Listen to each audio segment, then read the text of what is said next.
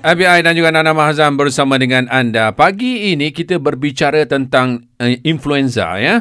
Penyakit yang sekarang ini dikatakan merebak dan telah pun menjangkiti 6,000 orang pelajar sekolah. Ya. Dan bersama dengan kita Dr. Aznida binti Muhammad Zaki, pakar perubatan kesihatan awam bahagian kawalan penyakit. Okey, tadi sempat saya tanyakan kepada doktor mengenai simptom-simptom awal perlu kita kesan kan, sebab nanti tahulah kita nak rawat ni macam mana. Awal-awal mungkin tak teruk sangat ke doktor? Ya, okey. Dia macam ni dalam bila kita tengah sihat, ada kita kontak dengan orang yang tak sihat seorang lah. Dalam masa 2 hari selepas kita bertemu dengan orang tak sihat tu, kita belum tunjuk gejala. Mungkin 2 hari kita tak demam, kita belum demam masa tu. Lepas 2 hari kita jumpa dengan orang sakit tu, baru kita dapat demam, kita rasa tak sedap badan, sakit sendi lah, sakit badan lah selalu. Demam tu demam yang tinggi. Selalunya influenza ni dia bukan demam macam dedar-dedar.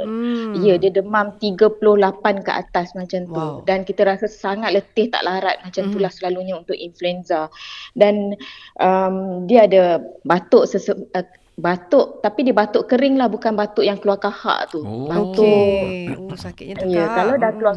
Ya, lepas tu dia sesema, sakit kepala, macam tu. Tapi ada juga kalau budak-budak ya, dia bawah 5 tahun, dia tak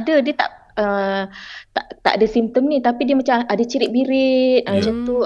Dan boleh juga itu influenza lah, gejala influenza.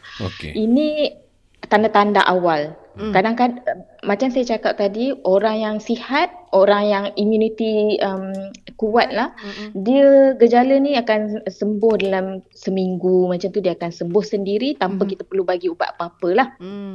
Tapi golongan yang berisiko tinggi tadi ni, kalau kita tak buat apa-apa, itulah komplikasi daripada jangkitan ni. Dia boleh, tadi dia masuk ke hidung, semua-semua tu dia boleh turun ke paru-paru, sampai kita boleh sesak nafas kena inilah, dan boleh juga ke radang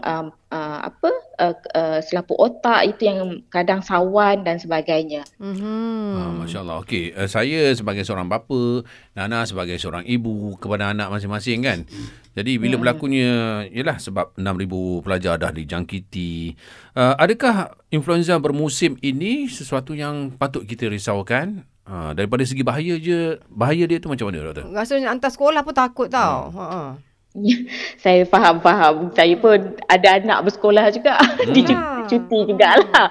Jadi dia nak kata patut risau sangat tu tak, tapi kita kena berwaspada lah. Dia kalau anak kita ni jenis yang sihat, tak ada, bukanlah anak kita yang ada sakit jantung ke, dia ada asma ke, dia tak dikira berisiko tinggi lah. Kanak-kanak yang sihat, dia dapat jangkitan, dia akan boleh pulih segeralah, kanak-kanak dia cepat kan. Tapi kalau kita ada anak yang memang sedia ada sakit kronik seperti asma semua ni, kalau jadi ibu bapa kita risau sikit lah. Dia punya asma tu mungkin boleh exacerbate lah, dia macam teruk asma dia. Dia akan jadi dapat asma yang teruk. Dan dia nak kata tak risau sangat tu, jadi kita tak buat langkah-langkah cuci tangan dan sebagainya kan. Tapi kita kena tahu benda itu ada dan ambil langkah-langkah. Risau tanpa buat apa-apa pun tak guna. Ya, betul. Betul kan. Kita risau juga, tapi kena jalankan tanggungjawab kita sebagai ibu bapa dan pihak sekolah juga. Saya pasti banyak kan ekstra kerja lah kena buat. Nak kena bersihkan kelas setiap kali kan. Dia sebenarnya apa kita buat, amalan cuci tangan betul. Bila tak sihat jangan pergi ke tempat orang ramai. Macam sekolah tu patut diamalkan setiap masa, bukan hanya bila kes meningkat macam ni barulah kita sibuk nak cuci tangan, baru beli hand sanitizer.